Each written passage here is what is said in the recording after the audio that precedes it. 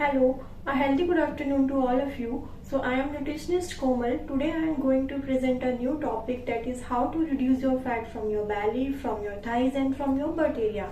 As we love, all of us know that the fat around all this region is very dangerous type of fat, right? We cannot expect a flat ab or a well-toned body when we have a fat floating over all the body, right?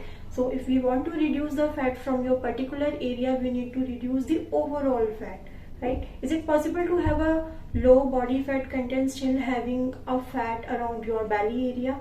Yes, that is correct. So it is because of the hormones.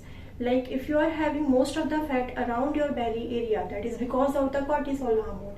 If you are having fat around your love handles, that is because of the insulin. Similarly, if you are storing most of the fat around your thigh area, that is because of the estrogen level, right? So I'm giving you some important tips that you can follow to reduce the fat from your specific area, right? Number one is sleep. So have at least 7 to 8 hours of sleep, because what happens if you are doing late night shift, right, and you are not taking proper rest? What happens? The ghrelin hormone is there.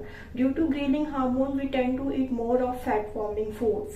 Fried food we tend to eat, right? And our cortisol hormone will be affected. Number two is do some short burst of exercise, do some planking, do some circuit training. Number three is avoid all the kind of simple carbs, refined carbs from your diet, because ultimately if you are having anything that is simple sugar, so high sugar will convert into insulin. Insulin will increase your sugar level. Due to sugar level, there is a storage of fat in your belly area, right? And third one is vitamin C. Try to include more of vitamin C rich food in your diet, because vitamin C helps in producing a compound that is carnitine, that helps in burning the fat as a fuel inside our body. And avoid all the soya based products and alcohol also. The most important thing is maintain at least 2 hours gap between your dinner and your sleeping timing, right?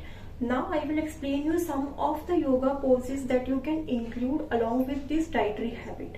Number one is Halasana. When you are doing Halasana, the pressure is applied over your abdomen and over your thigh area. So it helps in burning the calories around your belly area. Number two is Uttarasana. Uttarasana also helps in reducing the fat around your belly area. Then camel pose is there. Cobra pose is there. So cobra pose helps in reducing the fat around your thigh area over your butt area.